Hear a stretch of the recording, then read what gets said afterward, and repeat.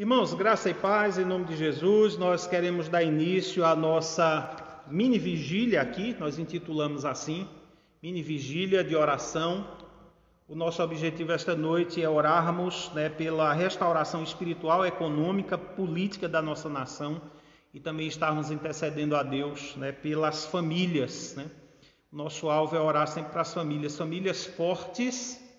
Família é igreja forte, Agora sim, Reverendo Hinaldo, aí, agora nós conseguimos ver aqui a entrada dele, Muito bem. Foi um problema de internet mesmo, um problema de conexão, que nos deixam nessas situações. Vamos aguardando os irmãos voltarem aí aos pouquinhos. Reverendo Hinaldo já disponível, para nós termos esse momento de reflexão da palavra do Senhor nosso Deus. Agora a permissão aqui nos foi dada, Então aguardamos os irmãos aí voltarem, para a nossa live, para o nosso momento de vigília, mini vigília. Aqui nós ficaremos até a hora aqui que Deus nos conceder, nos der o direcionamento, para estarmos orando em prol da restauração espiritual, econômica e política da nossa nação. E você é o nosso convidado para estarmos juntos aí, buscando ao Senhor através da oração, Nós vamos inserir aqui o Reverendo Hinaldo, enquanto isso os irmãos vão chegando aí para a nossa live, Aqui, espera. Os irmãos vão chegando a esse início de agora sim, muito bem. Compartilhar com seus amigos também, para eles irem assistir. Seja bem-vindo, Reverendo, em nome de Jesus. Depois de tantos percalços aí, a gente conseguiu aí se conectar, Amém, graças a Deus. Amém. Espero que os irmãos tenham tido paciência comigo aí.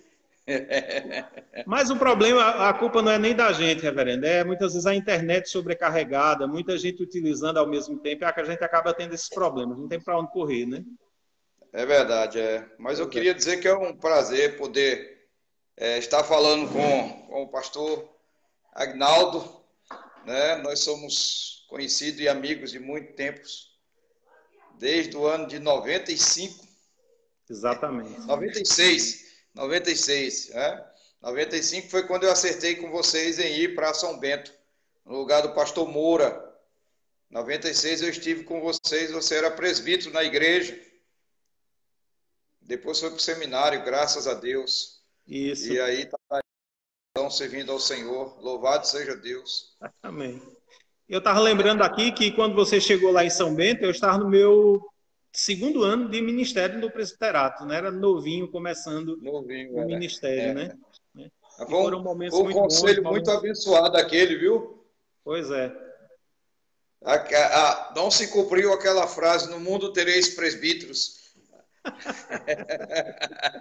Ali para mim foi um conselho muito bom. Era você, Valdeci, e seu Adalto, Exatamente. Uma bênção, a gente reunia para resolver os problemas da igreja, não para criar problema. É verdade. Ou então para planejar, para traçar metas para a igreja. Foi muito bom mesmo aquele ano com aquele conselho. Graças a Deus. Pastor, fica à vontade, o senhor se apresente aí, A gente já se conhece, mas as pessoas que nos acompanham aqui, é importante o senhor falar do ministério, que está fazendo agora, está aí no sul da Bahia, como o senhor nos falou. O senhor fica à vontade aí para fazer essa apresentação e nos trazer a mensagem do Senhor nesta noite. Tá certo. Só vou pedir, minha filha, fecha essa porta aí, que eu estou com a netinha aqui. Fecha a porta aí, Keila, por favor. A palavra de Deus, meus irmãos, eu gostaria de falar 10 minutos para vocês. Eu sei que o horário já está avançado e a gente teve contratempos, mas eu sou o pastor Hinaldo e estive 20 anos ali em Garanhuns, na Igreja Central, 15 anos como capelão e vice-diretor do 15, e chegou o dia, eu pedi para sair do 15 no início do ano, saí da Central no final do ano. E é interessante que o presidente do conselho lá do Colégio 15, na época, era o presbítero da igreja. E aí, quando ele viu eu resoluto sair do 15 e tudo mais, Aí ele olhou para mim e disse, pai, não está pensando em sair da igreja não, né? Eu disse, estou, mas no final do ano. Ainda tinha mais um ano de mandato, no meu 4º mandato. Mas aí eu entendi que era hora de sair, de começar um novo desafio. Passei 2 anos no Maranhão, lá na minha terra, com meus irmãos, mataram um irmão meu de uma forma muito mal, a família grande, eu tenho 18 irmãos, 3 irmãs, e aí muita gente, muito sobrinho, e aquela revolta toda, eu fui para o meio da minha família. Passei ali 2 anos, e aí o último lugar do mundo que eu gostaria de ir era a Bahia, né? Porque eu fui lá em Salvador a um congresso há um tempo atrás e não gostei da Bahia. Então eu dizia assim, Deus me livre para a Bahia. E aí quando, conversando com o pastor Mariano, que é o nosso supervisor, na época era o meu supervisor, ele disse, olha, tem um lugar ali perto de Garanhuns, fica a 200 quilômetros de Garanhuns. Eu disse, não, aí fica muito perto, eu passei muito tempo em Garanhuns, e aí vai ficar uma ligação muito, eu quero um lugar mais ou menos de 900 quilômetros de Garanhuns. E aí ele disse, não, não tem não. Eu digo, então fica aqui no Maranhão mesmo. Quando aparecer, quando foi com uma semana, ele me ligou, disse, tem um lugar, uma cidade chamada Ipiaú. Aí eu disse, então eu vou. Onde é? Aí ele disse, na Bahia. Aí eu digo, pai. Aí vim, cheguei aqui, me apaixonei por esse povo e graças a Deus estamos aí fazendo um trabalho. Não parei nesse período aí do Covid, né? Eu tenho visitado todas as famílias, só 2 famílias que pediram por conta do medo. Eu não fui à casa, né? Hoje fui e ministrei a ceia, uma casa delas, e tenho feito um trabalho na cidade. Fiz do carro de som meu púlpito e da cidade minha igreja. E eu saio todo sábado aí, não sei se você já viu no Face, mas eu saio, eu boto uma mensagenzinha pequenininha de 1 minuto, mas são mais de 2 horas que eu saio na cidade pregando. Então estamos aqui, estamos felizes, animados, motivados e agradecendo a Deus por esse privilégio dele nos dar a oportunidade de renovação. Eu creio que Amém. É mais ou menos isso que aconteceu com você também aí. Você passou um tempo em São Bento, está aí todo motivado aí na igreja de Sertânia, e que Deus te abençoe, abençoe a Égina, abençoe Amém. Seus filhos, né, e que a graça do Senhor esteja sobre vocês. Amém. Eu vou dar uma palavrinha rápida, 10 minutos. Hoje não valeu não, viu? Hoje não valeu não. Depois você me convide direitinho para a gente fazer um momento muito agradável aí, tá certo? Combinado, combinado. Quando eu aprender a mexer aqui, eu lhe convido para cá também, para você dar a palavra para nós aqui. Tá certo. 2 Crônicas, capítulo 7, versículo 11 a 14. É um texto conhecido dos irmãos. Eu queria pedir desculpa aos irmãos por entrar tão atrasado, mas, como o pastor disse, é a internet. 2 Crônicas 7, 11 a 14. Assim Salomão acabou a casa do Senhor e a casa do rei, e tudo quanto Salomão intentou fazer na casa do Senhor e na sua casa, prosperamente o efetuou.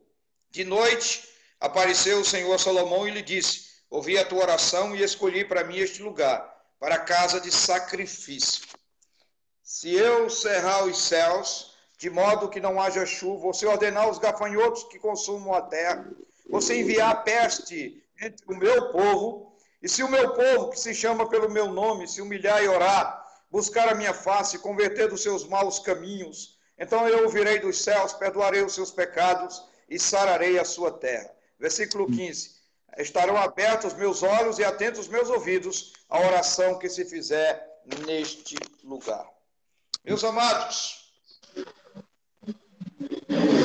eu queria profetizar nessa noite a bênção do Senhor sobre a sua vida e sobre a igreja. Eu queria profetizar que Deus vai abençoar a sua família, seu casamento, vai derramar um vinho novo, e os casamentos que estão aí passando por um momento difícil de luta, cansados, vão ser restaurados, reavivados, animados, revigorados para a glória do Senhor. O maridão vai estar apaixonado, a esposa vai provar de novo das bênçãos, das benesses de um momento extraordinário na vida do casal. Eu queria profetizar sobre a relação de pais e filhos que têm enfrentado um momento difícil, que têm passado por uma luta sem precedente. Com relação a essa situação, vai acontecer o que está escrito lá em Malaquias 4:6, que o coração dos pais se converterão aos filhos e o coração dos filhos se converterão aos pais. Queria profetizar com relação à igreja. A igreja que tem enfrentado um momento difícil na nossa realidade. A igreja que tem atravessado lutas e crises. Nós vamos ter um momento de avivamento extraordinário, de um mover do Espírito Santo derramando sobre nós, operando poderosamente. E a igreja vai crescer para a honra e glória do nome de Jesus.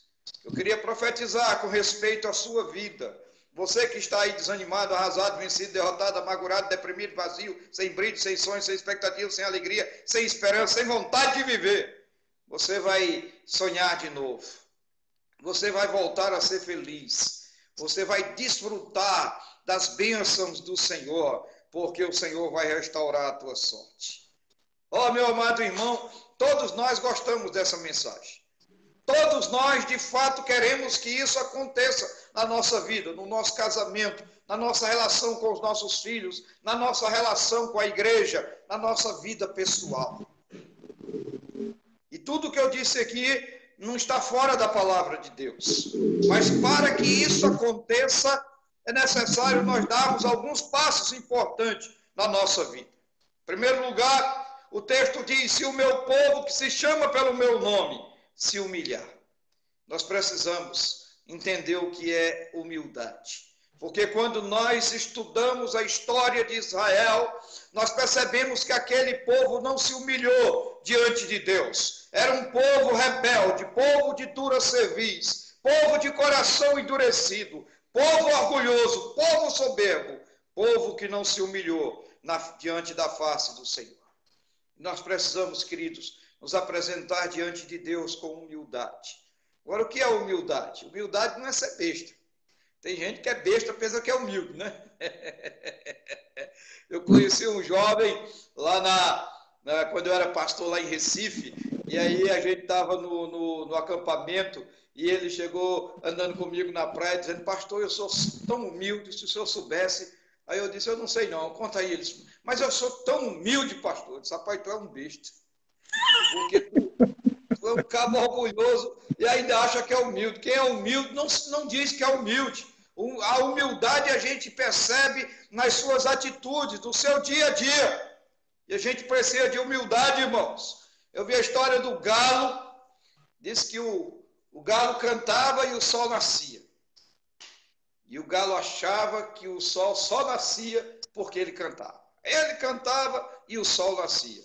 E teve um dia que o galo dormiu demais. E quando ele acordou, o sol já estava lá.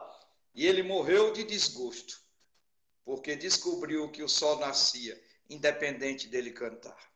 Ah, meus irmãos, a gente precisa de humildade. Um jovem chegou para mim e disse: pastor, não é que eu quero me gabar, não. Mas se não fosse eu aqui nessa igreja... E aí eu pensei, a igreja seria melhor. Com certeza seria melhor.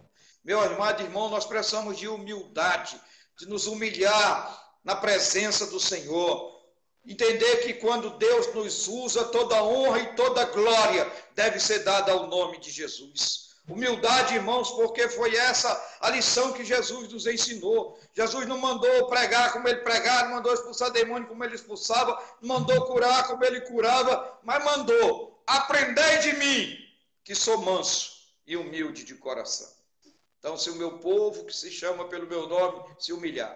Segundo, se o meu povo, que se chama pelo meu nome, buscar a minha face através da oração. Ah, meus irmãos, quando a gente lê a história de Israel, a gente percebe que aquele povo não buscou a face do Senhor. O culto que eles ofereciam ao Senhor era apenas um culto litúrgico, formal. O próprio Deus diz: esse povo me busca de lábios, mas o coração não está diante de mim. É um povo que rasga as suas vestes, mas não rasga o seu coração na presença do Senhor. Meu amado irmão, nós precisamos buscar a face do Senhor em oração. Precisamos nos quedar, precisamos nos quebrar na presença do Senhor, clamar que Ele tenha misericórdia de nós, que Ele opere poderosamente na nossa vida. Infelizmente, irmãos, o culto menos frequentado na nossa igreja é o culto de oração. Oh, meu amado irmão, como nós precisamos buscar a face do Senhor, porque a oração nos torna totalmente despido na presença de Deus. Você pode cantar e pode até enrolar, você pode pregar, pode até enrolar, mas quando você ora, você se desce na presença do Senhor. Porque sem oração, meus irmãos, nós somos semelhantes aos filhos de Eli. Eles tinham a arca da aliança, símbolo da presença de Deus, mas eles não tinham a presença de Deus. Sem oração, nós somos semelhantes ao moço de Eliseu. Ele tinha o cajado profético, mas ele não tinha a unção profética. Meus irmãos, nós precisamos de oração, porque o próprio Jesus Cristo, o Deus homem, quando esteve aqui na terra, diz a palavra de Deus que ele sempre se buscava ao Pai em oração. E o poeta diz que Jesus teve completa vitória, porque sempre viveu em oração. Muitos santos subiram à glória sobre o manto da doce oração. Precisamos orar, buscar a face do Senhor, orar pelos nossos filhos, orar pela nossa família, orar pela nossa igreja, orar pelo nosso Brasil, orar para que Deus nos livre desse vírus, orar para que Deus nos dê vitória em nome de Jesus e produza um avivamento em nosso meio. Terceiro e último lugar, meus irmãos, se o meu povo que se chama pelo meu nome se converter dos seus maus caminhos. Quando você lê a história de Israel, você percebe que aquele povo não se converteu, aquele povo se divorciou, aquele povo adulterou os caminhos do Senhor, aquele povo se prostituiu, e por causa disso veio o cativeiro, tanto no reino do norte como no reino do sul. Oh, meus amados irmãos, nós precisamos de conversão, e a conversão aqui não é a conversão ao Senhor Jesus. A conversão ao Senhor Jesus é única e exclusiva, acontece uma só vez. Foi o dia mais importante da nossa vida, o dia que nós nascemos de novo, quando o Senhor Jesus nos tirou das trevas para a sua maravilhosa luz. A conversão aqui é outra, é a conversão do pensamento. Tem muito crente que tem um pensamento terrível, certo? Os pensamentos maldosos que muitas vezes tomam conta da nossa vida e arrebenta com a nossa comunhão com Deus. Eu lembro, eu estava uns 6 anos atrás, lá na beira do rio Amazonas, lá no Macapá. Fui visitar um irmão meu que mora lá, peguei um avião, fui lá, passei os dias com ele. Nós estávamos na beira do rio Amazonas. E ele conversando comigo, ele disse assim, mas rapaz, de vez em quando vem uns maus pensamentos assim na minha mente de noite, uma coisa assim, que começa a me oprimir. E o que é isso? Aí eu disse, é tu que é besta. Ele disse, como é, rapaz? Tu me respeita, ele é mais velho do que eu. Me respeita. Eu disse, não, rapaz, todo mundo tem esses pensamentos. Mas você não pode deixar que esses pensamentos se aflorem, que esses pensamentos tomem conta da tua mente. Quando vier aqueles maus pensamentos, aqueles desejos pecaminosos, concentra a tua mente, deixa a tua mente ser aspergida pela palavra de Deus, porque ela é luz e ela é lâmpada para os nossos caminhos. Lá no Salmo 18, não vou dizer o versículo, o povo lê o Salmo, o rei Davi diz assim, ó Deus, derrama luz nas minhas trevas. Nós precisamos converter o pensamento, nós precisamos converter o temperamento.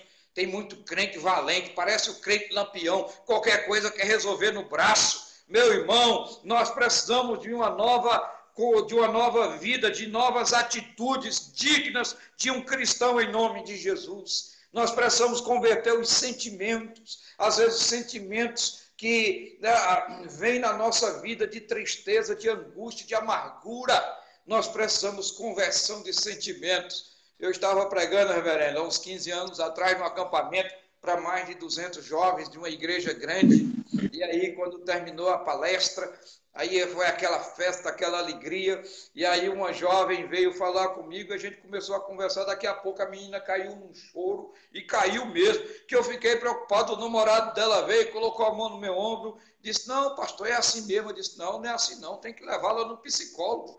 Ele disse, mas pastor, ela é psicóloga.